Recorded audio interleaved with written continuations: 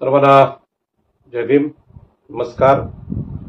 मी आज त्या आंबेडकरी कार्यकर्त्यांना सर्वांना धन्यवाद देतो की ज्याने आपल्या कष्टाच्या पैशातून संविधान खरेदी करून अनेक लोकांना घरोघरी संविधान दिलं आणि त्या अनेक लोकांमध्ये मी सुद्धा आहे की माझ्या घरी आताही 4-5 संविधानाच्या प्रती पाहायला मिळतील आणि त्याच्यापेक्षा अधिक प्रती मी लोकांना स्वतः भेट दिलेली आहे आणि या प्रती मला अनेक कार्यक्रमामधून आंबेडकरी भावांनी दिलेले आहेत, बहिणींनी दिलेले आहेत आणि अशा प्रकारचा संविधानाचा प्रचार करणाऱ्या लोकांसाठी आजचा हा दिवस अत्यंत महत्त्वाचा आहे।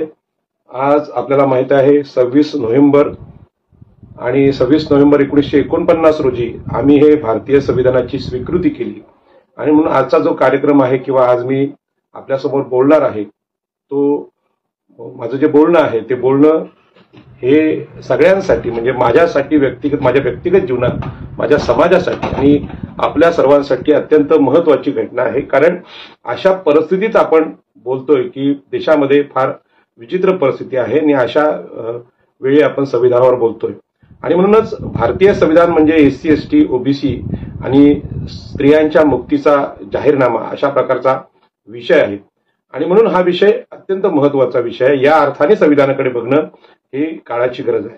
अमृत महोत्सवी संविधान दिनाच्या निमित्तानं मी सर्वांना माझ्या वाचकांना प्रेक्षकांना बहुजन संघटकच्या चॅनलवर असलेल्या सर्वच लोकांना मी शुभेच्छा देतो आणि आता आपण या विषयाला सुरुवात करणार आहोत। स्वातंत्र्यानंतर ओबीसी एससी एसटी आणि स्त्रिया यांच्या सामाजिक न्यायाचे उद्दिष्ट गाठले की नाही हा आपल्या चर्चेचा आजचा मुद्दा असेल आणि म्हणून देशात आलटून पालटून आपण पाहिलं असेल की काँग्रेस आणि भाजपची सरकार होती आणि या सरकारांच्या मुळाशी जर आपण गेलो तर सत्ता हे विशिष्ट उच्चवर्णीय जातींची आहे। त्यामध्ये ब्राह्मण क्षत्रिय वैश्य यांची सरकार आपण पाहिली आणि आता आपल्याला माहिती आहे 2014 नंतर भाजपा सरकारने तर संविधानात अंमलात आलेलं नसताना म्हणजे काँग्रेसच्या काळात संविधानाची पूर्ण अंमलबजावणी झालेली नसताना संविधान बदलाची भाषा केलेली आहे आणि आता याच वातावरणात आपण हे बोलतोय आणि म्हणून यात सामाजिक न्याय आहे का हा आपला प्रश्न आहे।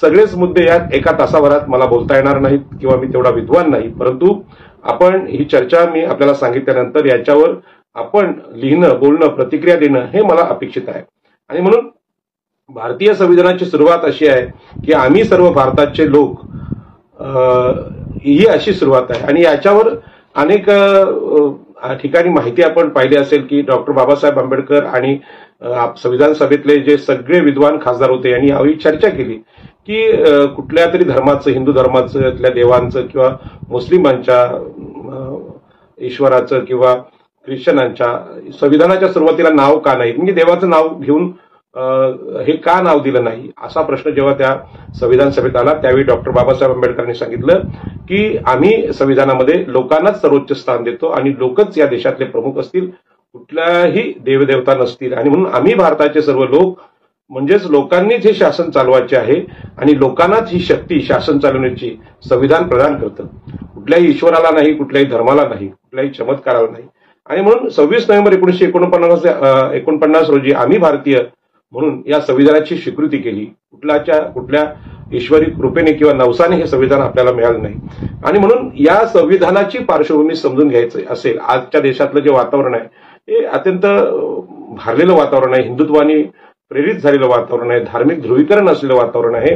या काळामध्ये आपल्याला लोकांना जे संविधानाचे जे विरोधक आहेत त्यांना आठवण करून द्यायची आहे की संविधान येण्यापूर्वी देशामध्ये मनुस्मृती नावाचं शासन होतं आणि या मनुस्मृतीने स्त्री शूद्राती शूद्रांना सर्वाधिकार नाकारले होते, मानवी अधिकार नाकारले होते आणि या अधिकारांकडे लक्ष वेधण्याचं काम हा संघर्ष देशात आहे तो फार जुना संघर्ष आहे। म्हणजे आपल्याला कल्पना आहे की देव यज्ञयाग त्यातली कर्मकांड चमत्कार पुरोहित वर्ग यांनी देशामध्ये विषमता आणली होती आणि ह्या अशा चमत्कारिक धर्माला आव्हान देण्याचं काम आपल्या देशात अगोदरच 2500 वर्षापूर्वी भगवान बुद्धांनी केलं होतं, चार्वाकांनी केलं होतं, महावीरांनी केलं होतं आणि त्यानंतर पुन्हा एकदा ही मनुस्मृती देशात आल्यानंतर पुन्हा सुद्धा की आपल्या देशाला जागर करण्याचं काम अलीकडच्या महापुरुषांनी केले। त्यामध्ये आपल्याला माहित आहे की छत्रपती शिवाजी महाराजांचं उदाहरण देता येईल, त्यांनी सुद्धा या लोकांच्या अधिकाराला विरोध करणाऱ्या ज्या गोष्टी आहेत म्हणजे समुद्र उल्लंघन करणं, पाप आहे अशी म्हणणारी मनुस्मृती असेल, किंवा स्त्रियांना अधिकार नाकारणं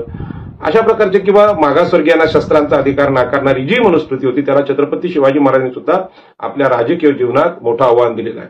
यानंतर आपल्याला माहित आहे की जी पेशवाई आली, आणि पेशवाईमध्ये म्हणजेच मनुस्मृतीचं खरं शासन आल्यानंतर इथल्या स्त्री शूद्रांवर अत्यंत वाईट परिस्थिती आली, आणि ही पेशवाई गेल्यानंतर इंग्रजांचं राज्य आलं, आणि इंग्रजी शिक्षणाने प्रभावित होऊन महात्मा ज्योतिबा फुले आणि सावित्रीबाई फुले यांनी सामाजिक क्रांती केली. आणि महात्मा ज्योतिबा फुलेंनी हे संशोधन केलं, सामाजिक संशोधन केलं की या देशामध्ये स्त्री शूद्रांचं शोषण ब्राह्मण क्षत्रिय वैश्य उच्चवर्णीय करतात, आणि यामध्ये स्त्रियांचं शोषण हे पहिल्यांदा होतं, आणि स्त्रियांना या देशात शिक्षण नाकारलेलं आहे. आणि जो काही प्रभाव पुरोहित वर्गाचा ब्राह्मणवाद्यांचा होता की विद्येची देवता सरस्वती आहे, या सरस्वती विद्येची देवता असताना आम्हाला शिक्षण मागासवर्गीयांना नाकारलं होतं, स्त्रियांना नाकारलं होतं, आणि म्हणून स्त्रियांना शिक्षण देण्याचं पहिलं काम सावित्रीबाई फुलेंनी केलं, आणि ही देशात क्रांतीला सुरुवात झाली. याच आधारावर आपल्याला माहित आहे राजर्षी शाहू महाराजांनी सुद्धा आपल्या राज्यामध्ये सामाजिक न्यायाचा, आरक्षणाचा विषय केला, आणि यानंतर डॉक्टर बाबासाहेब आंबेडकरांनी अनेक सामाजिक, आर्थिक, जमिनींची, जंगलांची, पाण्याची आंदोलनं करून या देशामधले जे प्रश्न आहेत, विषमतेचे प्रश्न आहेत, हे आपल्यासमोर आणण्याचा प्रयत्न केला. आणि म्हणून फुले शाहू आंबेडकर ही विचारधारा एक संविधानिक विचारधारा आहे म्हणून आम्ही स्वीकारलेली आहे. आणि या महापुरुषांना छत्रपती शिवाजी महाराज, राजर्षी शाहू महाराज, महात्मा फुले, सावित्रीबाई फुले, डॉक्टर बाबासाहेब आंबेडकर या सर्व महापुरुषांना आम्ही अनेक कार्यक्रमामध्ये महत्वाचं स्थान देतो, आणि हे संविधानाला पूरक असलेले महापुरुष आहेत. आता हे महापुरुषांचे फोटो बदलण्याचं काम आपल्याकडे चालू आहे, आणि म्हणून मुद्दाम यांची मी आठवण करून दिली. आणि म्हणून स्त्री शूद्रांना सर्वाधिकार नाकारण्याचं काम ज्या मनुस्मृतीने दिलं, त्या मनुस्मृतीचे समर्थक अनेक लोक आज राजकारणात किंवा सरकारमध्ये आपल्याला पाहायला मिळतात, आणि यांच्या दृष्टीनं ही गोष्ट आपण सांगणं ही काळाची गरज आहे.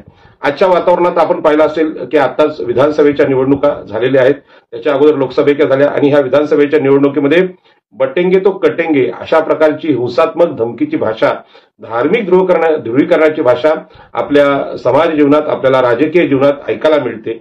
एक है तो सेफ है हे सुद्धा धमकीचं शब्द आहेत. अगोदरच भारतीय संविधानाने एकात्मतेचं समर्थन केलं, आणि ती एकात्मता प्रवर्धित करण्यासाठी बंधुत्वाची कल्पना भारतीय संविधानात मांडलेली आहे. पण या घोषणा ह्या आक्रमक घोषणा आहेत, हुकुमशाही पद्धतीच्या घोषणा आहेत, आणि म्हणून या पार्श्वभूमीवर संविधान समजून घेणं ही आपली अत्यंत महत्वाची गोष्ट आहे.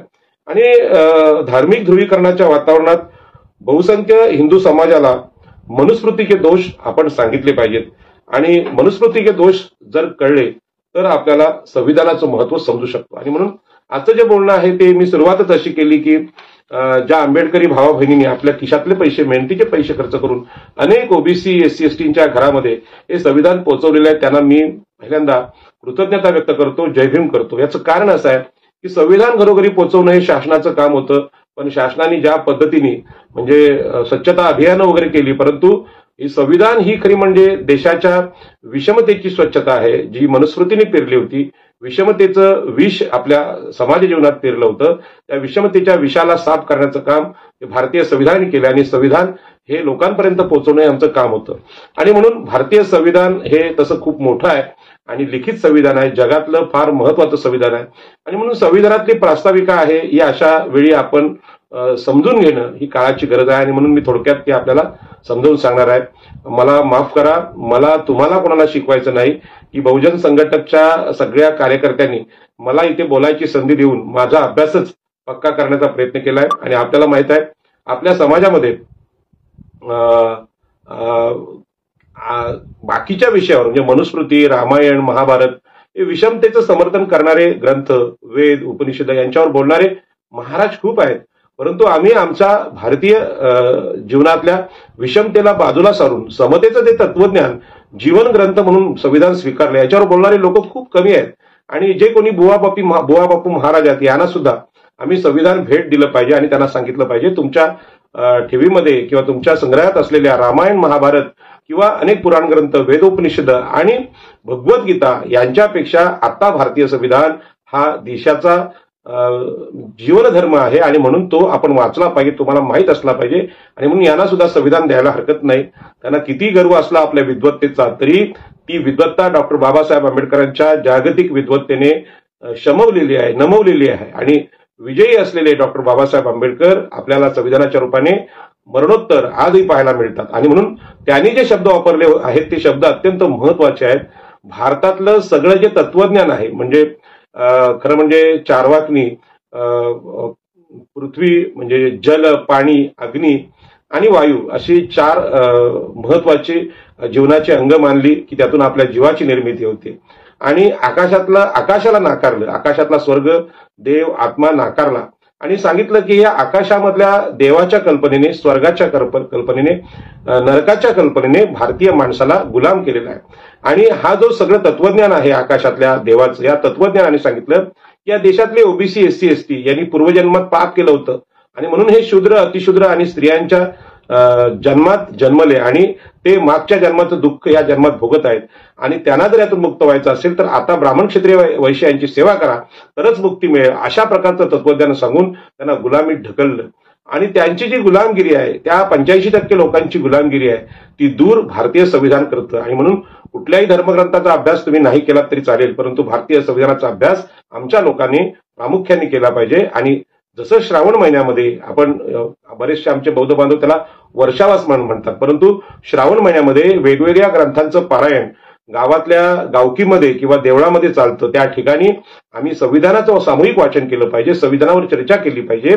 आणि प्रत्येक गावकीला, ज्याला आपण त्या गावाची एक छोटीशी संघटना असते ग्रामस्थांची, त्या ग्रामस्थांना आपण संविधान भेट दिलं पाहिजे.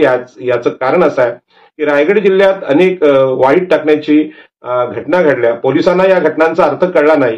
मी जेव्हा प्रश्नाच्या मुळाशी गेलो तेव्हा लक्षात आलं असं की ग्रामीण भागामध्ये अजूनही मनुस्मृती आहे.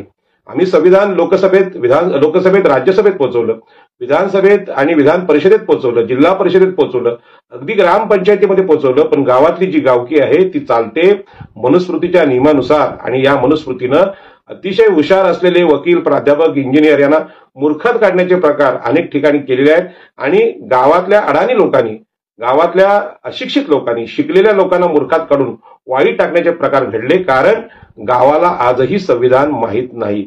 आणि म्हणून तिथल्या स्थानिक पोलीस स्टेशनचं काम आहे, त्यांनी आपल्या गावामध्ये संविधान पोहोचवणं ही पोलिसांची सुद्धा जबाबदारी आहे. संविधान म्हणजे या देशाचा कायदा आहे. आणि म्हणून आम्ही भारताचे लोक ही कुठल्याही देवदेवतेपेक्षा मोठे आहोत, अशा प्रकारचं तत्वज्ञान बाबासाहेब आंबेडकरांनी सांगितलं. आणि धर्म हा आचरणाचा विषय, श्रद्धेचा विषय असला तर तो घरात ठेवा.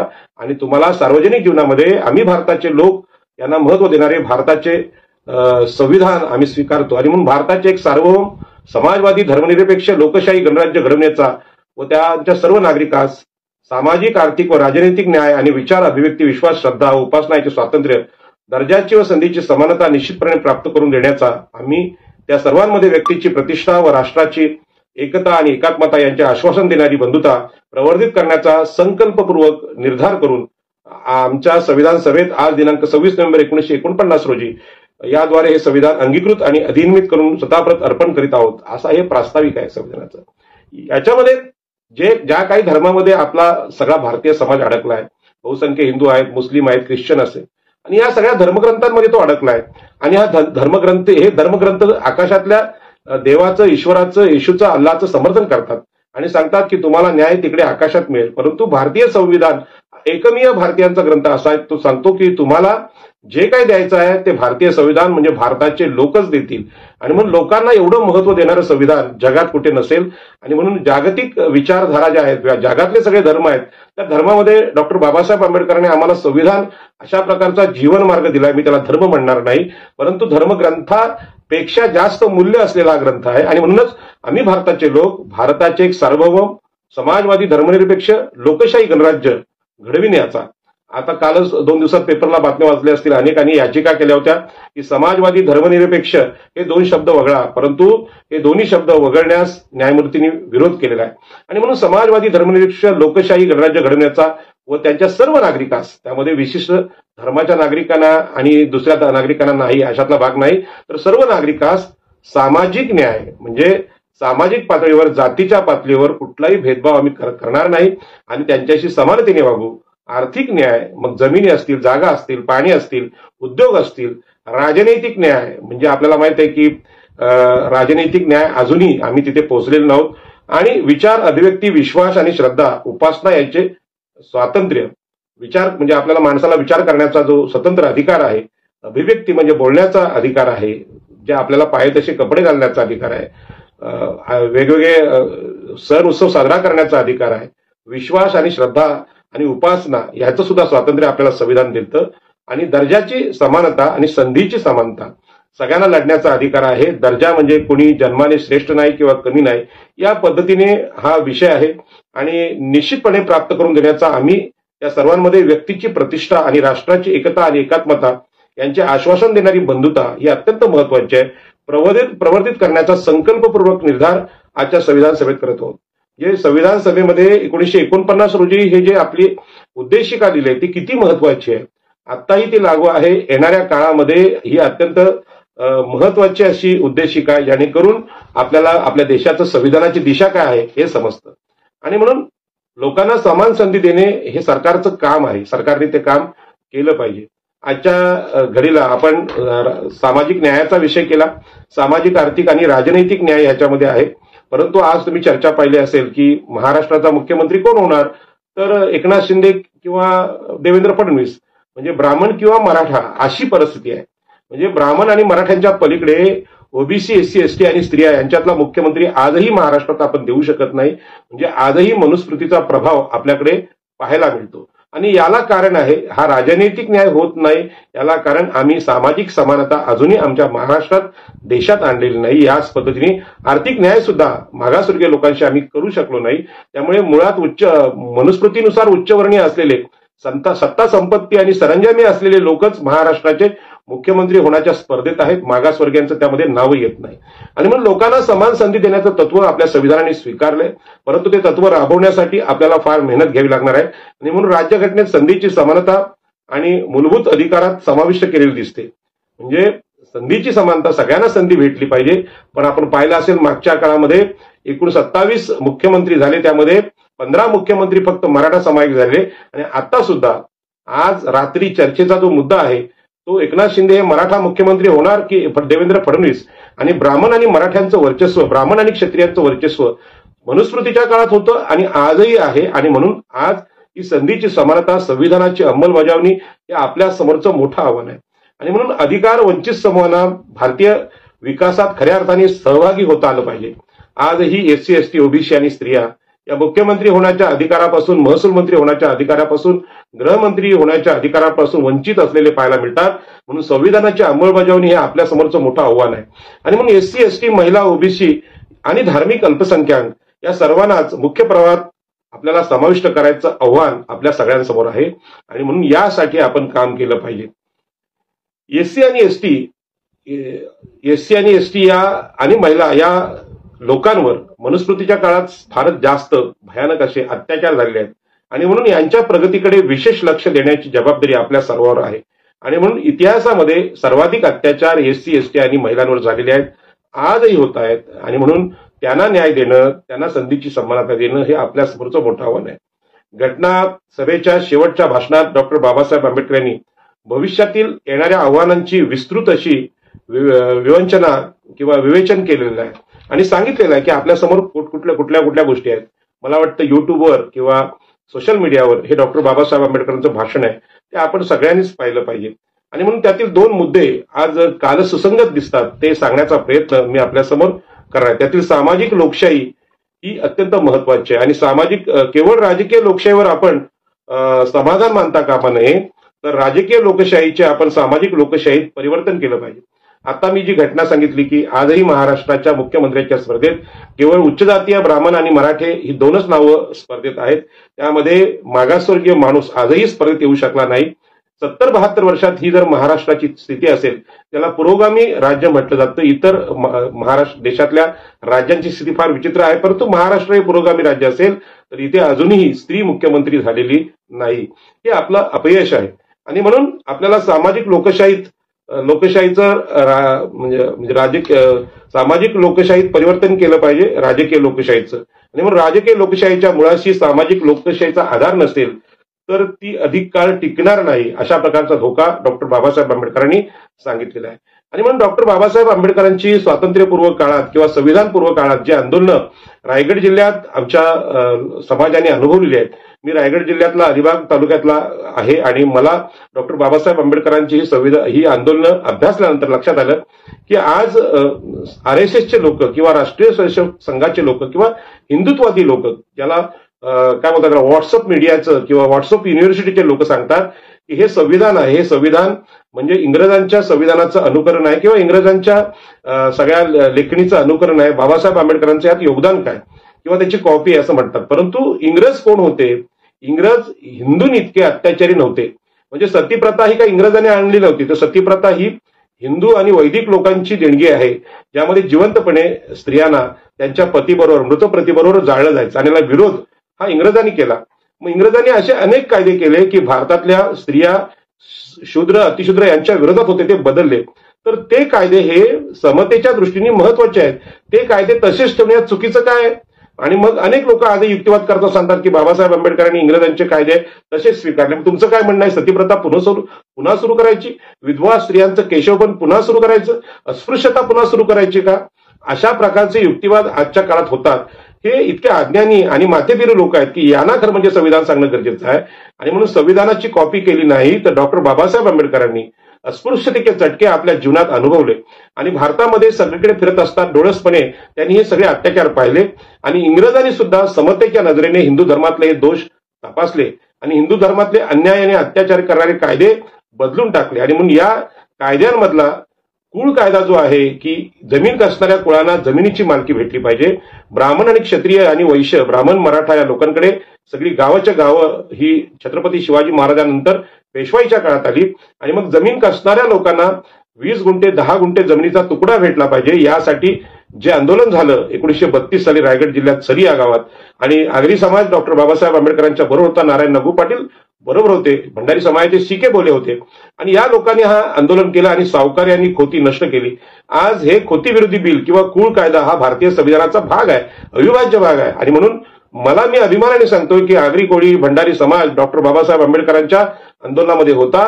मग ते चौदार तळ्याचं आंदोलन असेल, मनुस्मृती दहन असेल, आणि मनुस्मृती जाळून डॉक्टर बाबासाहेब आंबेडकरांनी सांगितलं ज्या मनुस्मृतीने आम्हाला स्त्रियांना, आमच्या SC/ST सर्वाधिकार नाकारले, मानवी अधिकार नाकारले, ती मनुस्मृती नावाची घटना, हिंदू धर्माची घटना, वैदिक धर्माची घटना मी जाहीरपणे जाळतो. आणि त्या जाळताना ब्राह्मणांच्या पवित्र असते, जे ब्राह्मणांचा हात पवित्र आहे, ब्राह्मण हे पवित्र आहेत, ब्राह्मण हे ब्रह्माच्या मुखातून जन्मले, आम्ही सगळे शूद्र पायातून जन्मलो, आम्हाला अपवित्र म्हणणारी मनुस्मृती इथे होती.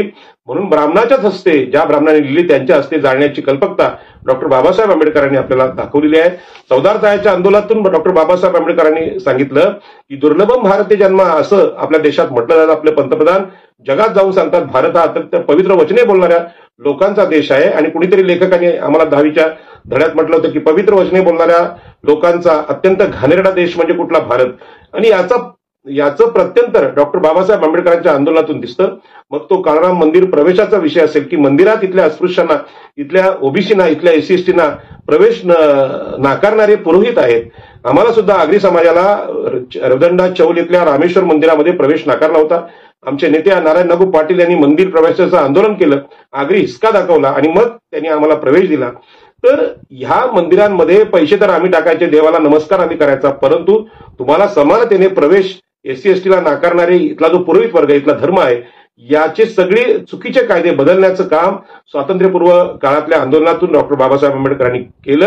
आणि म्हणून डॉक्टर बाबासाहेब आंबेडकरांना जे योग्य वाटलं, मग तो पाण्याचा अधिकार असेल, जमिनीचा अधिकार असेल, जंगलांचा अधिकार असतील, धार्मिक अधिकार असतील, समानतेचा अधिकार असतील, असे अनेक कायदे भारतीय संविधानामध्ये बाबासाहेब आंबेडकरांनी ह्या संविधान सभेतल्या अनेक विरोधी लोकांशी चर्चा, वादविवाद करून प्रत्येक कलम त्यामध्ये टाकलेला आहे. आणि म्हणून संविधान सभेतली चर्चा सर्वांनी अभ्यासणं गरजेचं आहे. पण डॉक्टर बाबासाहेब आंबेडकरांची आंदोलनं आपण अभ्यासली तर आपल्याला लक्षात येतं की संविधान निर्मिती ही रस्त्यावरच्या आंदोलनात झाली. आज सुद्धा देशामध्ये EVMच्या माध्यमातून ज्या निवडणुका झाल्यात त्याच्यावर कोणाचा विश्वास नाही. सरकारच्या विरोधी भाजप, देवेंद्र फडणवीस असतील, एकनाथ शिंदे असतील, अजितदादा पवार असतील, यांच्या विरुद्ध एवढं प्रचंड वातावरण असताना केवळ पैसे देऊन लोकांनी मतदान केलेलं नाही, तर यामध्ये EVMचा सुद्धा हात आहे. आणि म्हणून अशा वेळी आज महाराष्ट्रात चर्चा चालू आहे की आम्ही रस्त्यावरच्या आंदोलन करणार. कारण आपल्याला मुळात स्वातंत्र्य भेटलंय ते स्वातंत्र्य चळवळीतल्या महात्मा गांधी, पंडित जवाहरलाल नेहरू, सुभाषचंद्र बोस, मौलाना अब्दुल कलाम आझाद या सगळ्या लोकांच्या संघर्षातून मिळालंय. आणि यामध्ये सामाजिक न्यायाची आंदोलनं डॉक्टर बाबासाहेब आंबेडकरांनी केली. जसं राजकीय स्वातंत्र्य इंग्रजांकडून आपल्याला घ्यायचं होतं, याच पद्धतीने या देशातले ब्राह्मण, क्षत्रिय, वैश्य हे आमचं शोषण करत होते. त्यांच्या विरुद्धची आंदोलनं, मग तो कुळ कायदा असेल, पाणी हक्क असेल, 14 तळे असेल, मनुस्मृती दहन असेल, जंगल सत्याग्रह असेल, ही उच्चवर्णीयांच्या विरुद्ध असलेली आंदोलनं समानतेसाठी केलेली आंदोलनं होती. आणि म्हणून सामाजिक न्याय आजही आपल्याला मिळत नाही.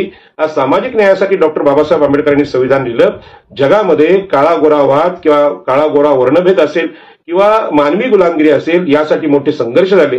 परंतु भारतातल्या धर्माने जन्मानेच शूद्र, अतिशूद्र ठरवलेल्या इथल्या मागासवर्गीय जातींच्या हक्कांचा विषय, स्त्रियांच्या हक्कांचा विषय, हा जो संघर्ष आहे, यासाठी डॉक्टर बाबासाहेब आंबेडकर हे जगामध्ये वंदनीय आहेत.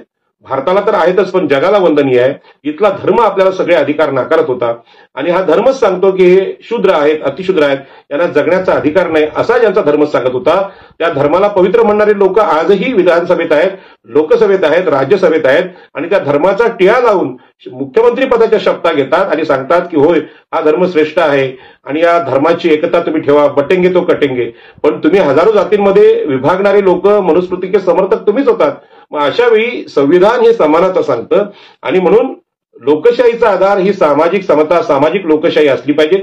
त्यापर्यंत अजूनही आम्ही पोहोचलेलो नाही. आणि म्हणून आजही आत्ताच्या घडीला महाराष्ट्रामध्ये, मुंबईमध्ये, महाराष्ट्रातल्या प्रत्येक शहरात, प्रत्येक घरात जी चर्चा चालू आहे ती चर्चा मुख्यमंत्री मराठा की ब्राह्मण, म्हणजे ही विषमता आहे. आणि हे आपल्या लोकशाहीचं, महाराष्ट्रातल्या पुरोगामीपणाचं फार मोठं अपयश आहे. आणि म्हणून पहिल्या सार्वत्रिक निवडणुकीपासून आपण राजकीय लोकशाही अनुभवत आहोत. पण ही राजकीय लोकशाही ब्राह्मण, क्षत्रिय, वैश्य यांनी प्रभावित असलेली लोकशाही आहे. सत्ता एससी, एसटी, ओबीसीची आतापर्यंत आलेली नाही. आणि सामाजिक लोकशाहीचं तर फार भयानक आहे. मागासवर्गीयांचे हत्याकांड महाराष्ट्रात आणि देशात सातत्याने होत आहेत. स्त्रियांवरचे अत्याचार होत आहेत. मणिपूरची घटना मणिपुरात जळते आणि तिथल्या अत्याचारांची ज्या कहाण्या आहेत त्याविषयी विरोधी पक्षाचे नेते माननीय खासदार राहुल गांधी हे लोकसभेत याची चर्चा करतायत. पंतप्रधान त्या मणिपूरला भेट द्यायला तयार नाहीत. आणि जी लोकसभेतली चर्चा आहे ती सांगते की मणिपूर या देशाचा भाग आहे की नाही, इथपासून चर्चा आहे. आणि आता ते संबलचं आंदोलन चालू आहे मस्जिदीचं, ते फार भयानक आहे. पोलिसांच्या गोळीबारात 4 मुस्लिम बांधव वारलेले आहेत. आणि पूर्वी इथे काय होतं हा शोधण्याचा प्रकार आता सुरू आहे. आपल्याला माहिती आहे अयोध्येच्या बाबतीत सुद्धा असं वाद झाला, अयोध्या आणि बाबरी मस्जिद वाद झाला. पण खऱ्या अर्थाने जमिनीच्या खाली मंदिर होतं की मस्जिद होतं, यापेक्षा ते बौद्ध स्थळ होतं, अशा प्रकारचे पुरावे सापडून सुद्धा त्याची दखल इथल्या सरकारने घेतलेली नाही. आणि लॉर्ड कनिंगहम यांनी जर संशोधन केलं नसतं तर या देशातल्या प्रत्येक ठिकाणी 84,000 जे स्तूप, बौद्ध स्तूप होते आणि सम्राट अशोक, भगवान बुद्ध यांचे अवशेष जे वर दिसत नव्हते, सगळ्या पुराणांनी, महाभारताने, रामायणाने त्यांना नाकारलं होतं, ते सगळं साहित्य, ते सगळे अवशेष, ते सगळे शिलालेख इंग्रजांच्या संशोधनामुळे आपल्याला प्राप्त झाले. आणि आज देशाचा इतिहास हा बौद्ध धम्माचा इतिहास आहे असं संशोधन समोर आलं. यांना सुद्धा नाकारण्याचं काम इथल्या पुरोहित वर्गाने केलं. कारण पुरोहितांचा धर्म जो आहे तो दैववादी आहे, तो आकाशातला धर्म आहे, तो माणसाला न्याय नाकारणारा, जातीभेद करणारा, विषमता निर्माण करणारा धर्म आहे. आणि या धर्माला नाकारण्याचं काम बौद्ध विचारवंत भगवान बुद्धांनी, अनेक साधूंनी केलं होतं आणि महावीरांनी केलं होतं. त्याच पद्धतीनं चार्वाकांनी केलं होतं. यांना देशाबाहेर घालवण्याचं काम इथल्या लोकांनी केलं. आणि म्हणून संविधानाविषयी प्रबोधन करणं ही काळाची गरज आहे. कारण लोकांना ही समानता माहीत नाही, मानवी अधिकार माहीत नाही, निसर्गाचे नियम माहीत नाही. आणि म्हणून वेगवेगळ्या कर्मकांडात त्यांना फसवलं जातं. यज्ञामध्ये होणारी पशुहत्या ही सुद्धा देशातलं फार मोठं अपयश होतं आणि त्याला नाकारण्याचं काम भगवान बुद्धांनी केलं. आणि या पशूंना, वृक्षांना, पर्यावरणाला अधिकार देण्याचं काम भारतीय संविधान करतं. आणि म्हणून या अर्थाने आपण संविधानाचा अभ्यास केला पाहिजे. आणि म्हणून आम्ही सामाजिक लोकशाही स्थापनेसाठी अजूनही प्रयत्न करावेत, अशा प्रकारची आजची स्थिती आहे. आणि म्हणून सामाजिक लोकशाहीला उदारीकरणाच्या धोरणाचा अंगीकार केल्यानंतर आर्थिक लोकशाहीचा आयाम सुद्धा आम्ही जोडला पाहिजे. आजही आर्थिक लोकशाही आपल्याकडे नाहीये. आपल्याला माहित आहे अदानी, अंबानी ही कोरोनाच्या काळापासून श्रीमंत होत चाललेत. आणि नोटबंदीचा निर्णय माननीय पंतप्रधान नरेंद्र मोदी यांनी लोकसभेत चर्चा न करताच घेतला. इथेच लोकसभेमध्ये विरोधी पक्ष आणि सत्ताधारी पक्षाच्या खासदारांची चर्चा व्हायला होती. लोकशाहीची ही सगळ्यात मोठी ताकद होती. ती ताकद पंतप्रधानांनी संपवली आणि नोटबंदी केली आणि त्यानंतर प्रचंड प्रचंड गरिबी आली. जीएसटी कायद्याविषयी सुद्धा राहुल गांधी हे लोकसभेत चर्चा करतात. जीएसटीने जे छोटे मोठे उद्योजक होते त्यांचा कणा मोडण्याचं काम केलेलं आहे. छोटे उद्योग संपवले आहेत. आणि म्हणून आर्थिक उदारीकरणात सामाजिक आर्थिक वाढताना आज दिसत आहेत. अनेक प्रकल्पांचं खाजगीकरण होत आहे. विमानतळ असतील, बंदरं असतील, अदानीला विकण्याचा प्रकार नरेंद्र मोदी करतायत. आणि या देशातले मोठमोठे ठेके, मग ते सौर ऊर्जेचे असतील, ते आम्हालाच भेटले पाहिजे. या प्रयत्नात अदानींनी 2200 कोटीची लाच भारतीय प्रशासकीय अधिकाऱ्यांना दिली आणि याची दखल अमेरिकेला घ्यावी लागली. जे आपल्या देशात लाच देऊन हे ठेके घेतले जातात आणि छोटे जे लोक आहेत त्यांना, छोटे उद्योजक आहेत, छोटे ठेकेदार आहेत, त्यांना संपवण्याचा प्रकार चालू आहे. आणि ही गोष्ट अत्यंत भयानक आहे. लोकशाही, आर्थिक लोकशाही संपवणारी आहे. आणि म्हणून या देशातले उद्योजक हे जन्माच्या आधारे तयार होत आहेत.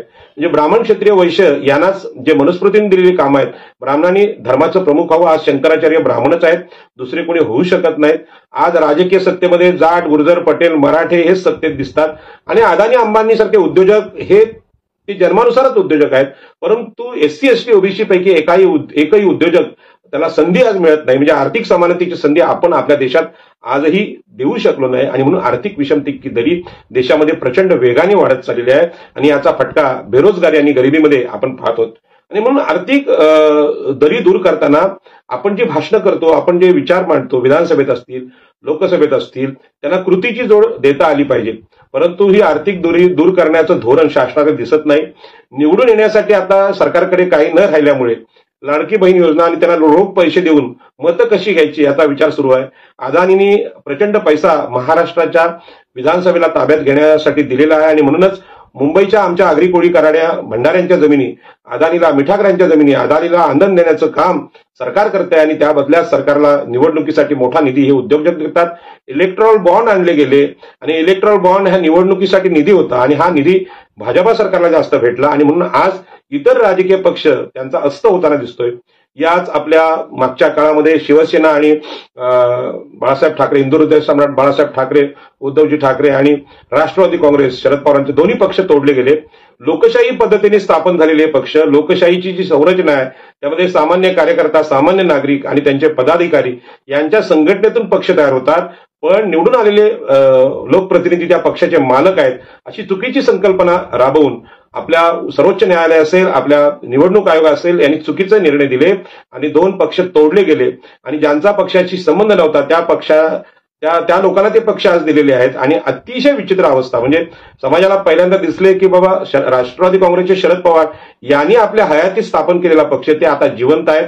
बाळासाहेब ठाकरे यांनी जिवंत असताना त्यांच्या काळात केलेला पक्ष तो त्यांचा नाही तर एकनाथ शिंदे आहे. असे अत्यंत चुकीचे निर्णय देशासमोर आले आणि लोक आता घाबरायला लागले. आपल्या नावावर जे घर आहे, आपण जे राहतो ते घर कधी दुसऱ्याच्या नावावर होईल आणि न्यायालय त्याला मान्यता देईल, सरकार त्याला मान्यता देईल हे सांगू शकत नाही. अशी बेभरवशाची परिस्थिती समाज मनात आज दिसते. आणि यामध्ये आपल्या न्यायालयांचं, आपल्या लोकशाही संस्थांचं फार मोठं अपयश होतं. त्याचे दुष्परिणाम आज आपल्याला पाहायला मिळतात. संविधानावर प्रेम करणारे लोक म्हणून अशा घटनांची चिकित्सा याच्यावर आम्ही चर्चा केली पाहिजे. यासाठी फार मोठे कायदे तज्ज्ञ किंवा वकील असण्याची गरज नाही.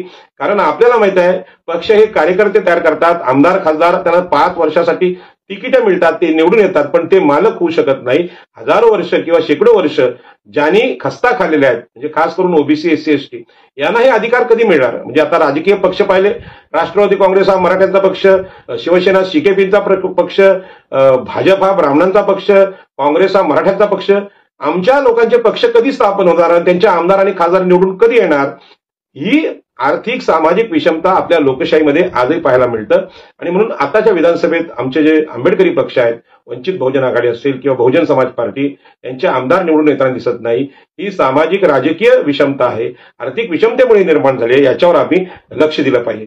आणि म्हणून ज्या घटनेत आपण लोकांकरता निवडलेले शासन या तत्वाचे जतन केले आहे, या मार्गात कोणतेही अडथळे येतील हे आपण ओळखले पाहिजे. म्हणजे जे अडथळे येतील हे आपण ओळखले पाहिजे, त्या धोके आपण ओळखले पाहिजेत, जेणेकरून लोकांनी निवडून दिलेल्या सरकारच्या तुलनेत लोकांसाठी असलेल्या सरकारला लोक प्राधान्य देतील. यासाठी पुढाकार घेण्यात आपण दुर्बल ठरता कामा नये. म्हणजे लोकांसाठी चालवलेली ही लोकशाहीची जी व्याख्या आहे, त्या लोकांच्या सरकारला आपण न्याय देण्यासाठी पुढाकार घेतला पाहिजे. देशाची सेवा करण्याचा हाच एकमेव मार्ग आहे. याच्यामध्ये आज सुद्धा निवडून आलेले लोक देशाची सेवा करणं याला महत्व देत नाहीत आणि ते मालक असल्याप्रमाणे राजेशाहीप्रमाणे वागताना दिसतात. मग ते आमदार असतील, खासदार असतील. आपण लोकांची सेवा करण्याचा हा एकमेव मार्ग लोकशाहीमध्ये आपल्या वाटेला आलेला आहे. हे तत्व डॉक्टर बाबासाहेब आंबेडकर आम्हाला सांगतात. आणि म्हणून आम्ही भारताचे लोक, भारतीय लोकांसाठीचे शासन सत्यात यावी यासाठी प्रयत्न करणं सर्वांसाठी गरजेचं आहे. आणि म्हणून या पार्श्वभूमीवर आपण ज्या काही आता अलीकडच्या घटना घडलेल्या आहेत त्या घटनांवर, महत्वाच्या घटनांवर काही प्रकाश टाकण्याचा मी प्रयत्न करतो. कारण भारतीय संविधान आपल्याकडे आदर्श संविधान आहे, परंतु ते राबवणारे चुकीचे असतील तर आपल्याला अपयश येऊ शकतं. हा धोका सुद्धा आपल्याला लोकशाहीने समजावून सांगितलेला आहे. आणि लोकसभेच्या अधिवेशनात आज आपल्याला माहित आहे अदानी प्रकरण गाजते की आज या विधानसभेमध्ये एवढ्या मोठ्या पैशांचं वाटप झालंय आणि निवडून आलेल्या उमेदवारांचं जे सांपत्तिक स्थिती आहे ती पाहिली तर 100 कोटीच्या पलीकडे, 500 कोटीच्या पलीकडे हे उमेदवार आहेत आणि यांनी 100 कोटीचं बजेट घेऊन या विधानसभा निवडणुका लढल्या आणि पैशाचा प्रचंड वापर, खुलेआम वापर या विधानसभा निवडणुकीत झालाय. आणि हा जो पैशाचा वापर पाहिला तर SC ST OBC आणि स्त्रिया निवडणूक लढूच शकत नाही अशी आर्थिक स्थिती आहे. आणि भारतीय संविधानाच्या आजच्या या पार्श्वभूमीवर ही चर्चा खूप महत्वाची आहे. आणि म्हणून या पार्श्वभूमीवर अदानी प्रकरण पुढे आलं, म्हणजे निवडणूक झाल्यानंतर लगेच ते समोर आलं. अदानीने आपल्या प्रशासनाला सौर ऊर्जाचे कॉन्ट्रॅक्ट मिळावे म्हणून 2200 कोटीची लाच दिलेली आहे. म्हणजे या देशातली जी कामं आहेत ती कामं मिळवण्यासाठी उद्योगपती काय करतात किंवा भारतीय जनता पार्टी सारखी पार्टी त्यांना इलेक्ट्रॉल बॉन्डसाठी आग्रह धरते आणि मग हा पैसा निवडणुकीत वापरला जातो. आणि मग अशा पैशाचा वापर निवडणुकीत झाला की मग संविधान तज्ज्ञ असतील, वक्ते असतील, विचारधाराने मांडणारे राजकीय पक्ष असतील, या विचारधारांना, भाषणांना, सामाजिक मेळाव्यांना काहीच महत्व उरत नाही. पैसे देऊन मतं खरेदी करण्याचा हा प्रकार इथे सुरू झाल्यानंतर आता गुप्त मतदानाला अर्थ काय राहिला हा मोठा प्रश्न आहे. आणि म्हणून या पार्श्वभूमीवर हे जे EVM मशीन आहे त्यांची जी निवडणूक आहे याच्यावर सुद्धा महाराष्ट्रात आज चर्चा चालू आहे. शरद पवार असतील, राष्ट्रवादी काँग्रेसचे नेते, उद्धवजी ठाकरे शिवसेनेचे या प्रश्नावर आंदोलन करण्याच्या पवित्रात आहेत. जसं स्वातंत्र्य आम्हाला भेटलं तसं आता महाराष्ट्रावर जी गुलामगिरी एक प्रकारे आली आहे त्याच्यावर रस्त्यावरची आंदोलन करणं ही काळाची गरज आहे. आणि मला असं वाटतं, मी सकाळी पण बोललो की बाबा ज्यावेळी शिवसेना आणि राष्ट्रवादी काँग्रेस पक्ष तोडले गेले, त्यांची चिन्ह चोरली गेली आणि डोळ्यासमोर आपल्या डोळ्यांना दिसणारा सत्य असणारा न्याय नाकारला गेला. जसं देव आकाशात आहे त्याला तुम्ही माना असं जेव्हा अनेक पुरोहित सांगतात, याच पद्धतीनं शिवसेना पक्ष एकनाथ शिंदेचा आहे असं माना, किंवा राष्ट्रवादी काँग्रेस पक्ष जो शरद पवारांचा होता तो आता अजित पवारांचा आहे असं माना. असं चुकीचं समर्थन जेव्हा न्यायालय, ED सारख्या संस्था किंवा निवडणूक आयोग करतात त्यावेळी म्हणजे सूर्य उगवलेला आहे त्याला चंद्र म्हणा अशा प्रकारचं असत्य स्वीकारण्याची अत्यंत अवघड परिस्थिती सामान्य नागरिकांवर येते, तेव्हा काय करायचा मोठा प्रश्न आहे. आणि म्हणून न्याय नाकारण्याचा उफराटा निर्णय इथे झालेला आहे. मला खरोखर आश्चर्य वाटतं की पंतप्रधान नरेंद्र मोदी आणि अमित शहा म्हणजे धादांत खोटं आणि असत्य स्वीकारायला भारताच्या नागरिकांना ते सांगतात. आणि अशा परिस्थितीमध्ये लोकसभेमध्ये तुम्ही चर्चा काय करणार, कशावर करणार. आणि म्हणून भारत पुन्हा एकदा उलट्या दिशेने जायला लागलेला आहे की सत्य नाकारायचं. म्हणजे निसर्ग आहे, डोंगर आहेत, दऱ्या आहेत, माणसं आहेत, प्राणी आहेत, पशु आहेत, पक्षी आहेत, समुद्र आहेत, यांना नाकारायचं आणि जो आम्ही कधी पाहिला नाही आकाशातला देव त्याला सत्य मानायचं. म्हणजे ब्रह्मम सत्य जगत मिथ्या हा जो शंकराचार्यांनी सांगितलेला मंत्र आहे की जो ब्रह्म आम्ही कधी पाहिला नाही, ज्या ब्रह्माच्या मुखातून ब्राह्मण जन्माला आले ते सत्य आहे आणि जग मिथ्या आहे, अशा प्रकारचं मूर्खपणाचं तत्वज्ञान भारताला स्वीकारावं लागलं. आणि असंच विचारात आम्ही हे तो पक्ष फडीतून पाहिले, परंतु भारतीय लोकशाही अशा प्रकारच्या चमत्कारांना मानत नाही. अदानी प्रकरणामध्ये, लाच प्रकरणामध्ये सिद्ध झालं एवढी मोठी लाच देणारा अदानी चुकीच्या मार्गाने हे ठेके घेतो आणि हा जो पैसा आहे तो पक्षाला लावतो आणि त्या पैशातून ही महाराष्ट्राच्या विधानसभाची निवडणूक लोकांना जी पटत नाही, त्यांच्या बुद्धीला पटत नाही, ती आम्हाला स्वीकारवी लागते. याच पद्धतीने वेगवेगळे चुकीचे निर्णय देऊन मणिपूरमध्ये दंगल उसळलेली आहे, संभळ इथे हिंसाचार आहे, 4 माणसं तिथे मेलेली आहेत. या घटना जर आपण पाहिल्या तर त्या संविधानाला धोका आहे, तिथल्या नागरिकांच्या संविधानिक अधिकारांचं उल्लंघन यामध्ये पाहायला मिळतं. आणि म्हणून आपण देशाचे नागरिक म्हणून त्या संकटात सापडलेल्या लोकांच्या पाठीमागे उभं राहणं, त्यांच्या संविधानिक अधिकारांचं रक्षण करणं ही आपल्याकडे आपली जबाबदारी आहे. आणि म्हणून मी सुरुवात या विषयाची केली. डॉक्टर बाबासाहेब आंबेडकर म्हणतात, आम्ही भारताचे लोक हे संविधान स्वीकारत आहोत. आम्ही भारताचे लोक याच्यावर संविधान सभेत फार मोठी चर्चा झाली. ज्या दैववादामध्ये इथला समाज गुलाम झालेला आहे, ज्या दैववादामुळे समाज अंधश्रद्धाळू झालेला आहे, जो तर्क करू शकत नाही, मग तो न्यायालयात असेल, लोकसभेत असेल, राज्यसभेत असेल, विधानसभेत असेल, विधान परिषदेत असेल किंवा ग्रामपंचायतमध्ये असेल, इथले नेते जर तर्क करू शकत नसेल तर विज्ञानवादाचा परिचय लोकांना होणार कसा, या देशाची प्रगती होणार कशी. कारण आम्ही ज्यावेळी चार्वाकनी ज्या गोष्टी सांगितल्या की जो ईश्वर आपल्या हाताला, इंद्रियांना, डोळ्यांना, स्पर्शाला जाणवत नाही तो आम्ही स्वीकारणार कसा. भगवान बुद्धांनी सुद्धा सांगितलं की देव आहे असं मानायची काय गरज आहे. सूर्य जसा आपल्याला दिसतो, सूर्याच्या उन्हाने आपल्याला उन्हाचे चटके बसतात आणि ते जाणवतं, हवेचा आपल्याला अनुभव येतो, तसा देवाचा का होत नाही. मग जो आपल्या इंद्रियांना जाणवत नाही त्याला देव मानायचा का. अशाच पद्धतीनं आपल्याला असे काही निर्णय दिलेले, हा पक्ष त्यांचा आहे, तो पक्ष त्यांचा आहे, पण ज्यांचा होता त्यांचा नाकारायचं, हे जे निर्णय आलेत ही मानवी बुद्धीची कीव करणारे निर्णय आहेत. आणि अशा लोकांना महाराष्ट्र देशाच्या महत्वाच्या पदावर असणं हे आपलं सार्वजनिक जीवनात, जागतिक जीवनामध्ये आपली नाचक्की आहे. आणि म्हणून अदानी आज बदनाम होतोय, सगळ्या जगात बदनाम होतोय, त्यामध्ये देश बदनाम होतोय. आणि तिथल्या अमेरिकेतल्या लोकांनी त्यांच्या ठेवीदारांचे पैसे अदानी वापरले म्हणून गुन्हा दाखल करावा, यापेक्षा आपलं मोठं अपयश नाही आणि आपल्याकडे अशा गुन्हेगारांना शिक्षा होत नाही. आणि म्हणून एक जी घटना आहे, भारतीय न्यायालयाचे सर्वोच्च न्यायालयाचे न्यायमूर्ती धनंजय चंद्रचूड यांनी सांगितलेली, आम्ही भारताचे लोक हे सांगत असताना डॉक्टर बाबासाहेब आंबेडकर यांनी सांगितलं, या देशामध्ये अनेक धर्म आहेत आणि अनेक धर्मांचे अनेक देव आहेत. एकट्या हिंदू धर्माचे 33 कोटी देव आहेत. या एकाही देवाला आम्ही संविधानाच्या प्रथमतः वंदनीय मानत नाही, तर आम्ही या देशातल्या सामान्य नागरिकाला, ज्या स्त्रिया असतील, पुरुष असतील, एससी असतील, एसटी असतील, अल्पसंख्याक असतील, हे सगळे भारताचे सर्व धर्म, जात, पंथाचे, लिंगाचे लोक, यांना आम्ही देवापेक्षा खूप मोठं स्थान देतो किंवा देवाला मुळात आम्ही मानतच नाही. आणि मग असं जे भारतीय संविधान आहे, भारतीय नागरिकांना सर्वोच्च स्थान देणारे जे संविधान आहे, त्यामध्ये सर्वोच्च न्यायालयाचे न्यायमूर्ती धनंजय चंद्रचूड यांनी असा निर्णय दिला की अयोध्येच्या बाबतीत त्यांच्यासमोर प्रश्न आला की ही जागा राम मंदिराची की बाबरी मस्जिदीची. आणि ह्याच्यामध्ये तिसरा पर्याय येतो तर फार भयानक आहे की आर्किओलॉजिकल सर्वे असतात, त्यांनी सांगितलं होतं की बाबा ही जी आहे ही बुद्धाची भूमी आहे, तिथे बुद्धाचे अवशेष सापडले, पण ती चर्चा सोडून द्या. पण हा प्रश्न सोडवताना की जिथे मस्जिद, जिथं स्ट्रक्चर आहे असं दिसतंय आणि मग तिथे रामलालाची मूर्ती ठेवली गेली आणि ते खरं म्हणजे अतिक्रमण आहे आणि त्या अतिक्रमणालाच मान्यता देऊन न्यायमूर्ती धनंजय चंद्रचूड सांगतात की माझ्यासमोर हा प्रश्न आला की निर्णय कसा द्यायचा, अयोध्येचा प्रश्न सोडवायचा कसा. त्यावेळी मला म्हणे देवानेच आदेश दिले आणि देवाने आदेश दिल्यानंतर मी हा प्रश्न सोडवला.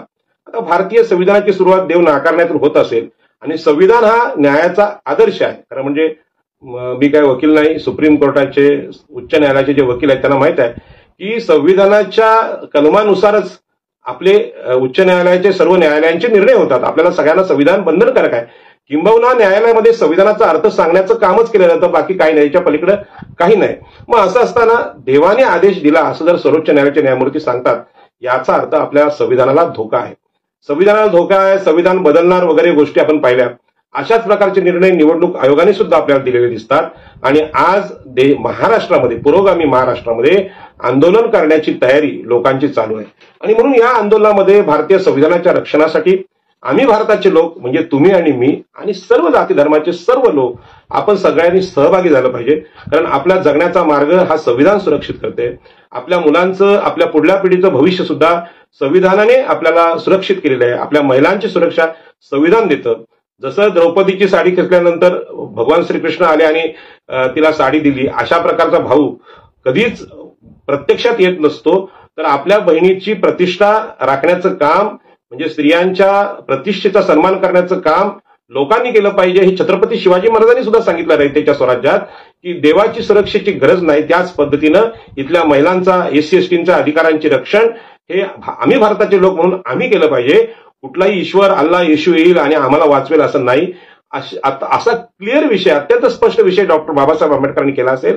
आणि याच संविधानाच्या काळात 70-72 वर्षानंतर आमचे सर्वोच्च न्यायालयाचे न्यायमूर्ती सांगतात की देवाच्या आदेशाने मी न्याय दिला, असं असेल तर ह्या घटना अत्यंत महत्वाच्या आहेत, धोक्याची सूचना आहे.